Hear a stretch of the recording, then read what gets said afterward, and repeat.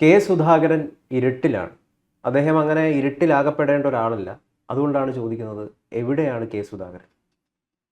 K Sudhakaran ഇവിടെ കോൺഗ്രസിന് ചെയ്ത സംഭാവന അടുത്ത കാലത്താണെങ്കിൽ പോലും ആർക്കും മറക്കാൻ പറ്റാത്ത കേവലം നിർജീവമായ ഒരു സംഘടനാ സംവിധാനത്തെ സജീവമാക്കാൻ കെ പി സി സി പ്രസിഡൻ്റായി സുധാകരനും പ്രതിപക്ഷ നേതാവായിട്ട് വി ഡി സതീശനും വന്നപ്പോൾ സാധിച്ചു. ഇവരുടെ രണ്ടുപേരുടെയും കൂടെ സംയുക്ത ശ്രമഫലമായി പല ജില്ലകളിലും ബൂത്ത് കമ്മിറ്റി വരെ കോൺഗ്രസിൻ്റെ പ്രവർത്തനം സജീവമായി. പിന്നീട് ഇവരിൽ അഭിപ്രായ വ്യത്യാസം ഉണ്ടാകുന്നു, സുധാകരന് ചില ആരോഗ്യ പ്രശ്നങ്ങളുണ്ടാകുന്നു. അതോടുകൂടി വീണ്ടും തർക്കങ്ങളും ഗ്രൂപ്പുകളുമായി കോൺഗ്രസ് ഛിന്ന ഭിന്നമാകുന്ന സമയമാണ്. കോൺഗ്രസിൻ്റെ ഏറ്റവും വലിയ ക്രൗഡ് പുള്ളർ, ഒരുപക്ഷെ ഇപ്പോൾ ഷാഫി ആ റോളിലേക്ക് വരുന്നുണ്ടെങ്കിൽ പോലും ഏറ്റവും വലിയ ക്രൗഡ് പുള്ളറായിരുന്നു കെ സുധാകരൻ. ജനങ്ങൾ ഏറ്റവും കൂടുതൽ ആവേശത്തോടെ സ്വീകരിച്ചിരുന്ന നേതാവായിരുന്നു കെ സുധാകരൻ.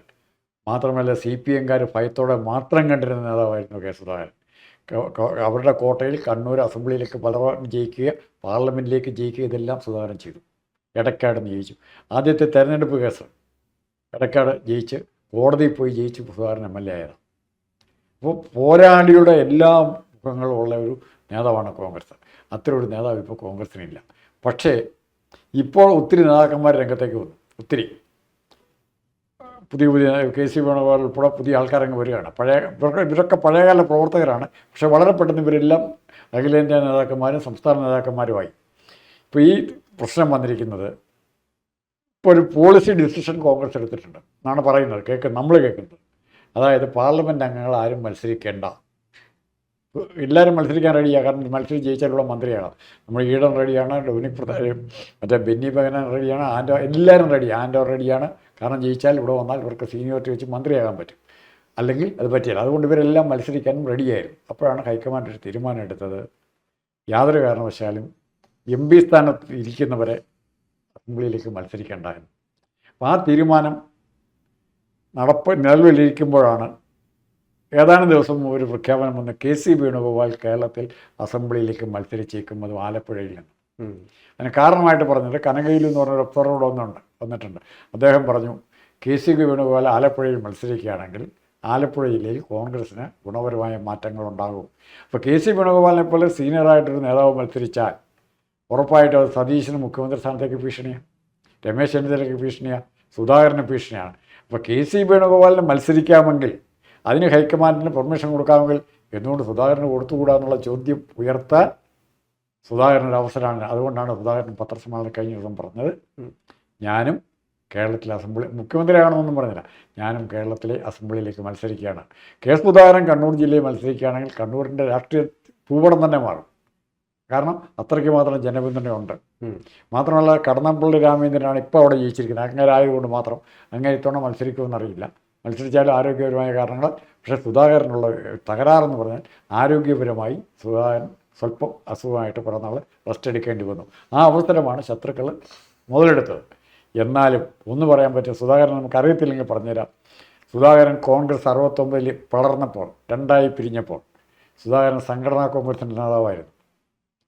ആ സുധാകരൻ പിന്നീട് അടിയന്തരാവസ്ഥയൊക്കെ കഴിഞ്ഞ് ജനതാ പാർട്ടിയുടെ രൂപീകരണം എല്ലാം കഴിഞ്ഞ ശേഷം സുധാകരൻ കോൺഗ്രസിൽ ചേരുകയും കോൺഗ്രസിൻ്റെ ഏറ്റവും പ്രബലമായ സംഘടനാ ശക്തിയുള്ള N രാമകൃഷ്ണനെ പോലുള്ള അല്ലെങ്കിൽ മമ്പ്രം ദിവാകരനെ പോലുള്ളവരുള്ള ജില്ലയിൽ ചെന്ന് സുധാകരൻ അവിടെ പോരടിച്ച് അവിടുത്തെ ജില്ലാ പ്രസിഡൻ്റായിരുന്നു. 2 ശത്രുക്കളുണ്ടായിരുന്നു അന്നും. കോൺഗ്രസിൻ്റെ അകത്തുനിന്നുള്ള ശത്രുക്കളുണ്ടായിരുന്നു. മുല്ലപ്പള്ളി രാമചന്ദ്രൻ, ഈ KC ജോസഫ് തുടങ്ങിയവരൊക്കെ സുധാകരൻ്റെ ശത്രുക്കളായിരുന്നു. എന്നിട്ടും സുധാകരൻ കണ്ണൂർ പിടിച്ചെടുത്തു. CPM-കാരുടെ ഓരോ അടിക്കും തിരിച്ചടി കൊടുക്കാൻ സുധാകരൻ ഉണ്ടായിരുന്നു.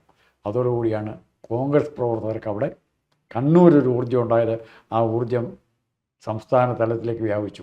ആ പരിസ്ഥിതിയിലാണ് സുധാകരൻ മുഖ്യമന്ത്രി സ്ഥാനാർത്ഥിയായിട്ട് വരുമോ എന്നുള്ള സംശയം വന്ന്. കേരളത്തിലെ ജനങ്ങൾക്ക് ഇന്ന് ക്രൗഡ് പുള്ളർന്ന് പറയാവുന്ന ഷാഫി പറമ്പലിനെ മാറ്റി നിർത്തിയാൽ സീനിയേഴ്സായിട്ടുള്ളത് 1 V D Satheesan, 2 K Muraleedharan, 3 K Sudhakaran. അപ്പോൾ ഇവരിൽ ആരാണ് ലീഡർഷിപ്പിലേക്ക് വരുന്നത് നമുക്ക് പറയാൻ പറ്റില്ല. ഏത് തരത്തിൽ എങ്ങനെ വേണേൽ വരാം. ആ സുധാകരനെ ആരോഗ്യമൊക്കെ വരുമോ? അങ്ങനെയൊക്കെ വരുമോ? കെ സുധാകരൻ മുഖ്യമന്ത്രി ആകുന്നാണോ പറയുന്നത്? സാധ്യതയുണ്ടെന്നാണ്. കെ സുധാകരൻ മുഖ്യമന്ത്രി സ്ഥാനത്തേക്ക് വരാനുള്ള സാഹചര്യമുണ്ട്, കാരണങ്ങളുണ്ട്. ഒന്ന്, ഈഴവ കമ്മ്യൂണിറ്റിന് ഇതുവരെ കാര്യമായിട്ട് സംഘടന ശേഷം കാര്യമായിട്ട് ആരും മുഖ്യമന്ത്രിയായി വന്നിട്ടില്ല. ഇവിടെ ശിവഗിരി, രാഹുൽ ഗാന്ധി ശിവഗിരി സന്ദർശിച്ചപ്പോൾ അവിടെയുള്ള ശിവഗിരി മഠം ആവശ്യപ്പെട്ടതും ഇത്തരത്തിലുള്ള ഒരു കാര്യമാണ്. കാരണം ഈഴവർക്ക് കോൺഗ്രസിന്റെ മുഖ്യമന്ത്രി സ്ഥാനം കിട്ടിയിട്ടില്ല. പിന്നുള്ള അടൂർ പ്രകാശാണ്. അടൂർ പ്രകാശം പാർലമെന്റ് മെമ്പറാണ്. അദ്ദേഹം മത്സരിക്കുന്നുണ്ടെന്ന് പറഞ്ഞിട്ടില്ല. അപ്പോൾ ഇത് പ്രശ്നം എന്ന് പറഞ്ഞാൽ ഒരാൾക്ക് മത്സരിക്കാൻ അവസരം കൊടുത്താൽ കോൺഗ്രസിൻ്റെ ഇലക്ഷൻ പ്രോസ്പെക്റ്റ് അതോ എല്ലാവരും തമ്മിൽ അടിയാണ്.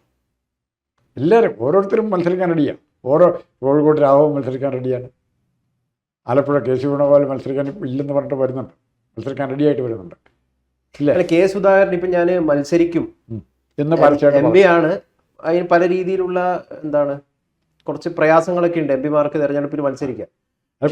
Policy decision. അതെ, എങ്കിലും മത്സരിക്കും എന്നാണ് സുധാകരൻ പറഞ്ഞിരിക്കുന്നത്. അത് ആർക്കാണ് വെല്ലുവിളി ഉണ്ടാക്കുക? അത് KC വേണുഗോപാലിന് വെല്ലുവിളി ഉണ്ടാകും. കാരണം സുധാകരൻ മത്സരിക്കണം എന്ന് പറയുമ്പോൾ സുധാകരന് മത്സരിക്കാൻ അവസരം കൊടുക്കാതെ KCക്ക് അവസരം കൊടുക്കാൻ തയ്യാറാൻ പറ്റിയില്ല. അത് തന്നെ വലിയൊരു. അപ്പോൾ സുധാകരനെ പാർട്ടി വിടുവോ എന്ത് വേണേൽ ആലോചിക്കാൻ മാക്സിമം കൊടുക്കുന്നത്. സുധാകരൻ ഒന്നും കാണാതല്ലേ ഇരിക്കുന്നത്. KC വേണുഗോപാലിന് മത്സരിക്കാൻ സ്ഥാനം കൊടുക്കുകയും സുധാകരന് കൊടുക്കാതിരിക്കുകയും ചെയ്യാൻ ഉണ്ടാകാൻ പോകുന്ന കോൺഗ്രസിലെ പൊട്ടിത്തെറി ഭയങ്കരമാണ്. സുധാകരനൊരു ഇൻഹറൻ്റ് കരുത്തുണ്ട്. ഇൻഹറൻ്റ് കരുത്തെന്ന് നമ്മൾ ഉദ്ദേശിക്കുന്നത് ആന്തരികമായ ശക്തിയുള്ള ആളാണ് സുധാകരൻ. KCക്കൊന്നും അതുണ്ടാവുമെന്ന് തോന്നുന്നില്ല. KC രാഹുൽ ഗാന്ധിയുടെ തണലിൽ മാത്രം അറിയപ്പെടുന്ന നേതാവ്. സുധാകരൻ K സുധാകരനായിട്ട് അറിയപ്പെടുന്നത്.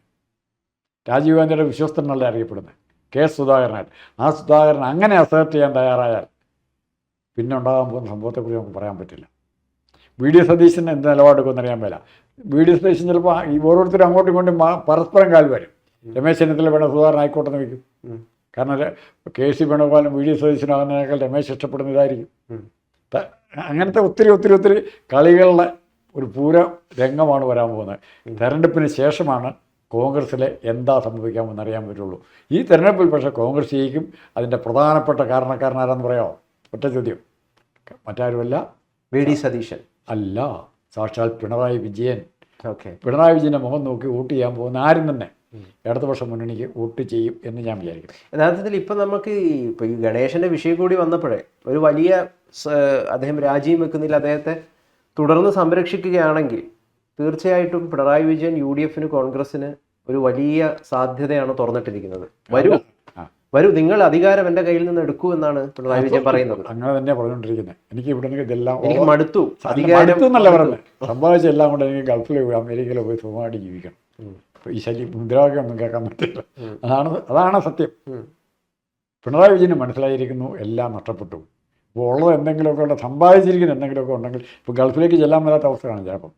ഇപ്പം നമ്മൾ സുധാകരൻ ഇരുട്ടിലാണെന്ന് പറയുന്നതിൻ്റെ കാരണം എന്താണെന്ന് വെച്ച് കഴിഞ്ഞാൽ അത്രമാത്രം കോൺഗ്രസ്സിനെ കണ്ണൂരടക്കമുള്ള സ്ഥലങ്ങളിൽ കെട്ടിപ്പടുക്കാനായിട്ട്, ഇടതു കോട്ടയിൽ കെട്ടിപ്പടുക്കാനായിട്ട് കുറേ പോരാടിയ ഒരാളാണ്.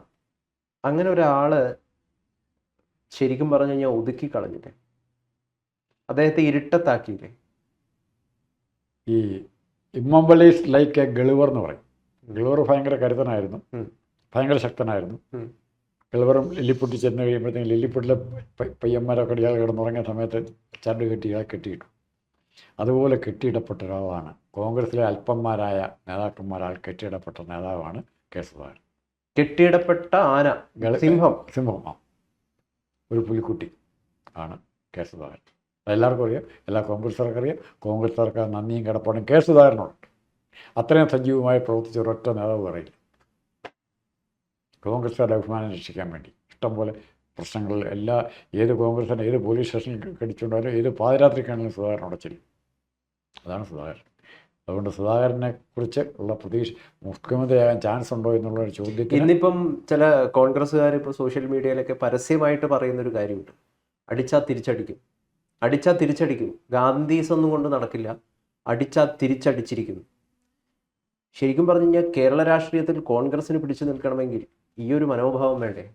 അടുത്ത ഗവൺമെൻറ് വരുമ്പോൾ ഉറപ്പായിട്ടും വേണം. കാരണം സമരങ്ങളുടെ ബെയിലിയേറ്റായിരിക്കും മാർക്സിസ്റ്റ് പാർട്ടി നടത്താൻ പോകുന്നത്. ഇത്ര നാളും 10 വർഷം സമരം ചെയ്യാൻ പറ്റിയില്ല കാര്യമായിട്ട്. അത് മുഴുവൻ അടക്കി വെച്ചിരിക്കുക. ഇതെല്ലാം കൂടെ പുറത്തേക്ക് എടുക്കാൻ നോക്കിയിരിക്കുക. തൊഴിലില്ലായ്മ എല്ലാ വിഷയത്തിനും സമരമായിരിക്കും.